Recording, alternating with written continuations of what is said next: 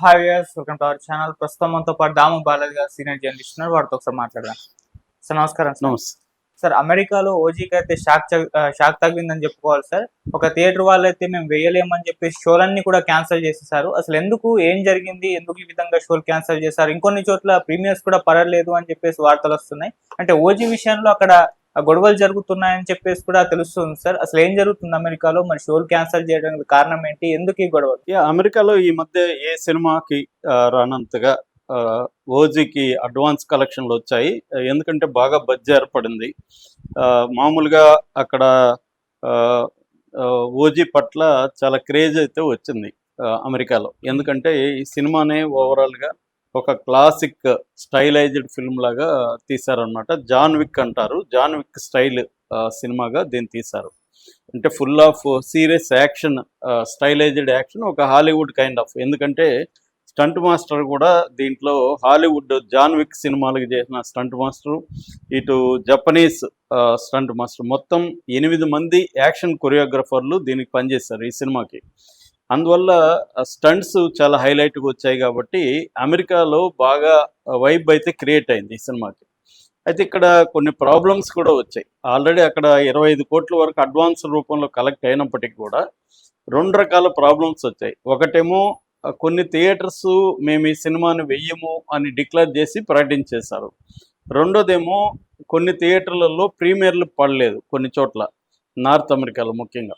అంటే ప్రీమియర్లు పడకపోవడానికి ప్రధాన కారణం ఏంటంటే ప్రింట్ సకాలంలో అక్కడికి చేరలేదు. ఇది మామూలుగా గతంలో కూడా జరుగుతుంది, మనం కూడా ఇంతకుముందు కూడా చెప్పుకున్నాం. సో ఆ ప్రాబ్లం వల్ల ప్రీమియర్లు కొన్ని చోట్ల పడలేదు. అయితే ఇప్పుడు ఒక షాకింగ్ ప్రకటన వైరల్ అవుతుంది. అదేంటంటే యార్క్ సినిమాస్ అనే ఒక ఎగ్జిబిటర్స్ మేము ఈ సినిమాని వెయ్యము అని డిక్లేర్ చేస్తూ ఒక ప్రకటన ఇచ్చారు.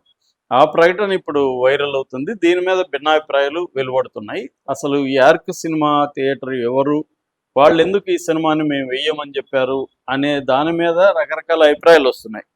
కొంతమంది ఏమో పవన్ కళ్యాణ్ ఫ్యాన్స్ వల్లనే, వీళ్ళు చేసే అరాచకాల వల్లనే వాళ్ళు ఎక్కడ కాకుండా అమెరికాలో కూడా వీళ్ళు బుద్ధి పోలేదు, సో వీళ్ళ అరాచకాల వల్లనే అక్కడ సినిమాలు ఆపేస్తున్నారు అనేది పోస్టులు పెడుతున్నారు. ఇంకొంతమంది ఏమో లేదు లేదు, ఇది డిస్ట్రిబ్యూటర్లకి వాళ్ళకి మధ్య ప్రాబ్లం తప్ప పవన్ కళ్యాణ్ ఫ్యాన్స్కి సంబంధం లేదనేది కొంతమంది చెప్తున్నారు. నేను దీని మీద కొంత రీసెర్చ్ చేశాను. బేసిక్గా ఏంటంటే యార్క్ సినిమాస్ అనేది అమెరికాలో లేదు యాక్చువల్గా, అది కెనడాలో ఉంది. కెనడాలో ఆంటారియా, కెనడా, గ్రేటర్ టొరంటో ఏరియా అంటారు, గ్రేటర్ టొరంటో ఏరియాలో ఉంది. సో రిచ్మండ్ హిల్ అనే ప్లేస్లో ఇది ఉంది. యాక్చువల్గా 1989లో పార్క్ వే 6 అనే పేరుతో ఈ థియేటర్ ఉండేది. దాని తర్వాత 2013లో యోర్క్ సినిమాస్ పేరుతో ఇది చేంజ్ అయింది, నేమ్ చేంజ్ చేసుకుంది. సో అప్పటి నుంచి దీంట్లో తెలుగు సినిమాలు కానీ, ఇండియన్ సౌత్ ఈస్ట్ ఏషియా సినిమాలు కానీ వేస్తున్నారు. సో ఇప్పుడు వీళ్ళు చెప్పిన కారణాలు ఏంటి, ఎందుకు ఆపేస్తున్నాం అంటే ఆ రిపోర్ట్ మనం చదివితే దాంట్లో ఒకటి, ఈ డిస్ట్రిబ్యూటర్లు ఎవరైతే ఉన్నారో వాళ్ళు ఆర్టిఫిషియల్గా ఇన్ఫ్లేటెడ్ సేల్స్, అంటే జరిగిన దానికంటే ఎక్కువ సేల్స్ జరిగినట్టుగా చూపించమని ఒత్తిడి చేస్తున్నారు మా మీద అనేది వాళ్ళ ప్రధానమైన ఆరోపణ.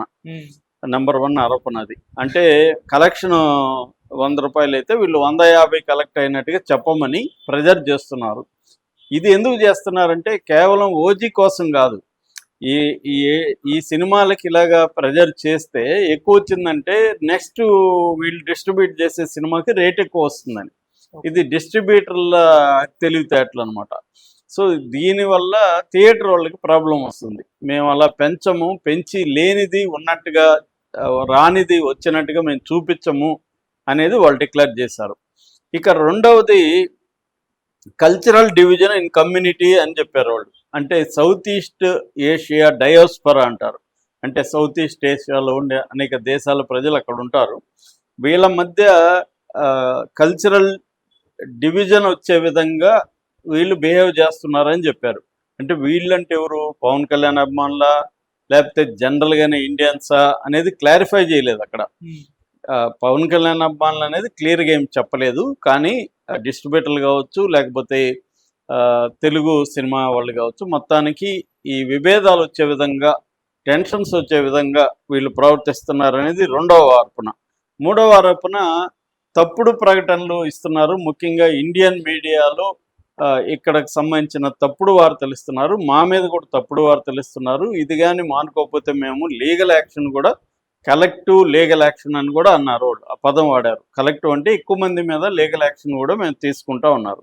ఓకే. సో ప్రధానంగా వాళ్ళు చెప్తున్నది ఏమంటే, ఒకటి లేనిది కలెక్షన్ ఉన్నట్టుగా చూపమని, రెండు కమ్యూనిటీల మధ్య విద్వేషాలు కలిగే విధంగా ప్రవర్తిస్తున్నారని, మూడు తప్పుడు ప్రచారం చేస్తున్నారనేది చెప్తున్నారు. ఇక్కడ డిస్ట్రిబ్యూటర్ అంటే వాళ్ళు నార్త్ అమెరికన్ డిస్ట్రిబ్యూటర్ అనేది చెప్పారు అనమాట. అంటే నార్త్ అమెరికాలో ఉండే డిస్ట్రిబ్యూటర్ అంటే మనం అమెరికా అని అంటుంటాము. అమెరికా మామూలుగా నార్త్ అమెరికా, సౌత్ అమెరికా అంటారు. సౌత్ అమెరికా అంటే లాటిన్ అమెరికన్ కంట్రీస్ని సౌత్ అమెరికా అంటారు. నార్త్ అమెరికా ఏమో యుఎస్ఏ, అమెరికా. సో ఈ వాళ్ళు దాన్ని ఆ పరిభాషలో వాడేటప్పుడు నార్త్ అమెరికా అని వాడతారు. సో నార్త్ అమెరికా డిస్ట్రిబ్యూటరు వీళ్ళ మీద ఇలాంటి ప్రజలు తెచ్చినట్టుగా యార్క్ సినిమా వాళ్ళ స్టేట్మెంట్లో ఉంది. నార్త్ అమెరికా డిస్ట్రిబ్యూటర్ ఎవరంటే ప్రత్యాంగిరా సినిమాస్ అనేవాళ్ళు. ఈ సినిమాకి ప్రత్యాంగిరా సినిమాస్ అనే డిస్ట్రిబ్యూటర్లు ఈ సినిమాని ఇటు అమెరికాలోను ఇటు కెనడాలో కూడా వాళ్ళే డిస్ట్రిబ్యూట్ చేస్తున్నారు. వాళ్ళ పేరు రాయలేదు, కానీ నేను చూసినప్పుడు ఈ సినిమాకి ఎవరు డిస్ట్రిబ్యూటర్లు అని ప్రత్యాంగిరా సినిమాస్ అనే వాళ్ళు డిస్ట్రిబ్యూట్ చేస్తున్నట్టుగా తెలిసింది. సో ఇంక వాళ్ళే కాబట్టి వాళ్ళని అన్నట్టుగా మనం అర్థం చేసుకోవచ్చు. మామూలుగా యూకేలో అయితే డ్రీమ్స్ ఎంటర్టైన్మెంట్ అనేవాళ్ళు, అట్లాగే థింక్ స్టూడియోస్ అనేవాళ్ళు జనరల్గా మన సినిమాలను అక్కడ డిస్ట్రిబ్యూట్ చేస్తుంటారు. సో ఇదేంటంటే ప్రధానంగా పవన్ కళ్యాణ్కి కానీ పవన్ కళ్యాణ్ ఫ్యాన్స్కి కానీ సంబంధం లేదు ఈ గొడవలో. చాలా మంది ఏంటంటే ఇదే సందర్భం అని వైసీపీ వాళ్ళు కావచ్చు, కొంతమంది యాంటీ పవన్ కళ్యాణ్ బ్యాచ్ దీన్ని ఉపయోగించుకొని, చూడు ఇక్కడే పరువు తీయడమే కాకుండా వీళ్ళ అరాచకం అమెరికాలో కూడా చూపిస్తున్నారు, అది ఏదని మాట్లాడుతున్నారు. అది తప్పు. దానికి పవన్ కళ్యాణ్ ఫ్యాన్స్కి కానీ పవన్ కళ్యాణ్కి కానీ ఏమీ సంబంధం లేదు. ఇది ప్యూర్లీ డిస్ట్రిబ్యూటర్లు ఎగ్జిబ్యూటర్ల మధ్య గొడవగా మనకి అర్థమవుతుంది. కాబట్టి ఇక్కడ పవన్ కళ్యాణ్ ఫ్యాన్స్ ఈ ఇష్యూలో తిట్టడం అనేది కరెక్ట్ కాదు. అక్కడ ఈ మధ్య మన హీరోల మీద, అక్కడ హీరోల ఫ్యాన్స్ మీద విమర్శలు వస్తున్నాయి. ఎందుకంటే అమెరికాలో ఉండే బాలయ్య ఫ్యాన్స్ కానీ, జూనియర్ ఎన్టీఆర్ ఫ్యాన్స్ కానీ, పవన్ కళ్యాణ్ ఫ్యాన్స్ కానీ ఇలాగా వీళ్ళేందంటే అక్కడ యాక్టివిటీలని పెద్ద ఎత్తున చేయడం, దీనివల్ల అక్కడ డిస్టర్బెన్సెస్ రావడం, ఫ్యాన్స్ మధ్య గొడవలు రావడం, ఇవన్నీ జరుగుతున్నాయి. ఎందుకంటే మన తెలుగు సంఘాలు అక్కడ కూడా కులాల వారీగా విడిపోయినాయి. సో ఈ కులాల వారీగా విడిపోయినప్పుడు మళ్ళీ హీరోలను కూడా అక్కడ కూడా కులాల వారీగా, ఏరియాల వారీగా అక్కడ కూడా పంచుకోవడం, వాళ్ళ సంఘాలు. ఈ మధ్య కూడా డల్లాస్ గడ్డ జూనియర్ ఎన్టీఆర్ అడ్డా అనే స్లోగన్లో వీడియో ఒకటి బయటకు వచ్చింది. అంటే ఇలాగా పోయి వాళ్ళు డల్లాస్లో ఉండే వాళ్ళు కూడా కొంతమంది అన్నారు, మేము అమెరికాలో ఉన్నామా ఇండియాలో ఉన్నామా అని డౌట్ వస్తూ ఉందని. అలాగా మన వాళ్ళు ఏంటంటే మన ప్రజెన్స్ని లౌడ్ అండ్ క్లియర్ అంటారు. అలా లౌడ్గా చేయడం వల్ల వాళ్ళకి డిస్టర్బెన్సెస్, ఇతర కమ్యూనిటీలు హర్ట్ అవ్వడము, ఇది జరుగుతుంది అన్నమాట. తెలుగు వాళ్ళు ఏంటంటే ఏది చేసినా పెద్ద ఎత్తున చేయడం, హంగామా ఎక్కువ చేయడం, ఈ కల్చర్ ఉండడం వల్ల మన ఫ్యాన్స్ కూడా అక్కడ ఈ కైండ్ ఆఫ్ చేయడం వల్ల జనరల్గా ప్రాబ్లమ్స్ వస్తున్నాయి. Not only Pawan Kalyan fans, Balayya fans కూడా చాలా విపరీతంగా అక్కడ వీడియోలు బయటకు వస్తుంటాయి. సో ఏదేమైనా ఓజీకి కొంతవరకు నష్టమే అని చెప్పొచ్చు. ముఖ్యంగా ఏంటంటే టికెట్లు వీళ్ళైతే ప్రకటించారు, మేము ఇప్పటివరకు అడ్వాన్స్ బుక్ అయిన టికెట్లు ఇచ్చేస్తామని. కానీ కొన్ని చోట్ల ప్రింట్ రాకపోవడం వల్ల షోలు వేయలేదు కదా, వాళ్ళు సరిగా టికెట్లు ఇవ్వలేదని ఫ్యాన్స్ అక్కడ గొడవ చేయడం, ధర్నాలు చేయడం, అవన్నీ కూడా వీడియోస్ బయటకు వచ్చాయన్నమాట. సో ఏదేమైనా అక్కడ నిజానికి బాధితులు ఎవరంటే పవన్ కళ్యాణ్ ఫ్యాన్సే. వాళ్ళకి సినిమా చూడాలని ఉంటుంది, టికెట్ పెట్టి కొన్నారు కానీ సినిమాలు చూడలేకపోవడం అనేది వాళ్ళు అప్సెట్ అయినట్టు కనబడుతుంది. అట్లాగే డిస్ట్రిబ్యూటర్లు కూడా కొంతవరకు